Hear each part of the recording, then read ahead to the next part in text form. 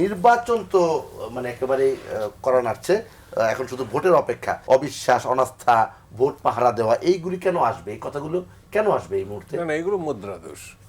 বাংলাদেশের 54 বছরের ইতিহাসে আমি দেখেছি যখনই ইলেকশন হয় এই পাহারা দেওয়ার কথা প্রসঙ্গ আছে, এমনি আসে। আর কিছু কিছু ঘটনা তো আমাদের রাজনীতিতে আসেই, যে সময় যেমন হোসেন মোহাম্মদ এরশাদের সময়, অথবা প্রতি সরকারের মানে ইলেকশনের ব্যবস্থা।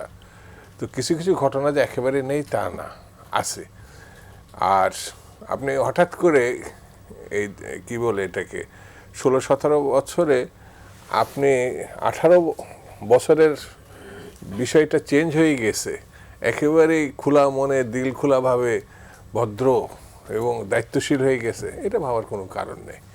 এই ডিসি, এসপি বা মিলিটারি যারা এখন আছে, এই যে এখনও তো মিলিটারিরা বিভিন্ন জায়গায় আছে না, সব বিতর্ক ঊর্ধ্বে রাখি তো আমরা মিলিটারিকে। কিন্তু কয়েকটা ছেলেকে ধরে নিয়ে গেছে, তারা লাশ হয়ে ফেরত আসছে, কে দায়িত্ব নেবে? এর মধ্যেই তো কোন সময় সরকার, হাসিনার সরকারও না, এমনকি বিএনপির সরকারও না, বা কমিউনিস্ট পার্টির সরকারও না, এটা তো অন্তর্বর্তীকালীন সরকার, ডক্টর ইউনূসের সরকার। সেই সময় এই ঘটনাটা আসে। তা আমি মনে করি যে এই নির্বাচনের জন্য কিছু ত্রুটি বিচ্যুতি বা দুর্ঘটনা নাই তা না, কিন্তু আমাদের মানে সবাই মিলে যদি একটি ভালো কিছু করার চেষ্টা না করি এবং ভালো নির্বাচন না করি, সংঘাত মুক্ত নির্বাচন, উস্কানিমূলক কথা আমরা তো সবাই যদি বলতে থাকি, যে পরিস্থিতিতে স্বাভাবিক থাকবে না। এবার কিন্তু আমি দেখলাম কম বেশি দুই একটা জায়গায়, যে জায়গায় যেরকম ওই যে গাজীপুরে একজন মারা গেছে না, শেরপুরে, সেখানে একটি রাজনৈতিক দল, এবার নাম বললে তারা তো নাম বলেন না, না অখুশি হবে, কিন্তু তারা হচ্ছে রক কাটা পার্টি। আমরা ছাত্র জীবনে দেখছি, এখন এত ভদ্র হয়েছে, রক কাটার কথা বলে না, এখন তো সরাসরি গুলি করে, সরাসরি জবাই করে, এই জন্য রক কাটে না। মারা গেছে কিন্তু তাদের পার্টির লোক, তাদের পার্টি তাদের কারণে মারা গেছে, তাদের উস্কানির কারণে মারা গেছে। কেন এই মানে অন্যদের দোষ দেওয়ার দরকার নেই। আমি বলতে চাইছি এর থেকে বেরিয়ে আসার চেষ্টাটা নিতে হবে, তাদেরও নিতে হবে, অন্যদেরও নিতে হবে, না হলে পরে ভালো কিছু হবে না।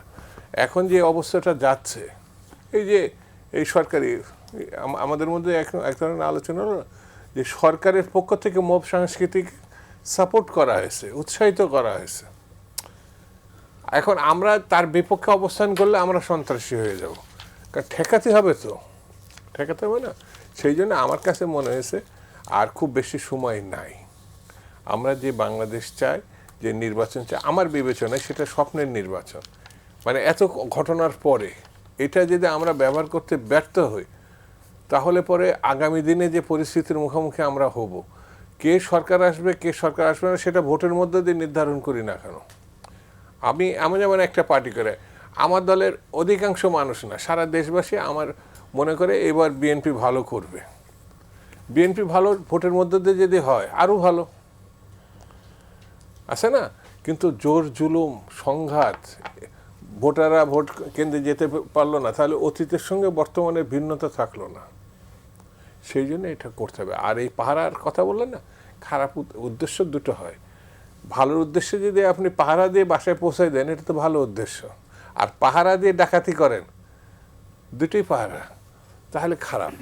সেই জন্য এইখানে ভোটের এই তসু, মানে এটা বললে আমাদের যারা প্রশাসন আছে অখুশি হবে। তো শেখ হাসিনা নিজে গিয়ে তো মধ্যরাতের ভোট ওই যে বাক্সে ঢোকাই নিত, প্রশাসন এইগুলো করছে। সেই প্রশাসনকে এবার প্রমাণ করতে হবে, আইন শৃঙ্খলা বাহিনীকে প্রমাণ করতে হবে যে তারা পারে, ভালো কিছু করতে পারে। সেই সুযোগটা তাদের হাতে, এই সামনে যে মানে 48 ঘন্টা পরে বা একটু পরে ইলেকশন, সেটা তারা প্রমাণ করলে হবে।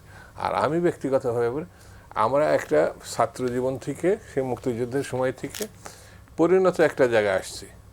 আল্লাহ না করুক আমাদের অনেক বন্ধু-বান্ধব পৃথিবী থেকে বিদায় নিছে, তা আমরা একটা ভালো নির্বাচন দেখে যেতে চাই, যে নির্বাচনে সত্যিকারের এই যে ঋণ খেলাপি, 2 নম্বরই লোক, বাজে লোক, এগুলো বাদ দিয়ে সঠিক লোকগুলো যেন পার্লামেন্টে যায়, তাহলে একটা ভালো কিছু হবে। এছাড়া দেশ রক্ষা করা যাবে না, গণতন্ত্র তো রক্ষা করাই যাবে না, স্বাধীনতা রক্ষা করাও কঠিন হবে। সেই জন্যে সম্মিলিত চেষ্টায় ভালো একটি নির্বাচন আমাদের করতে হবে।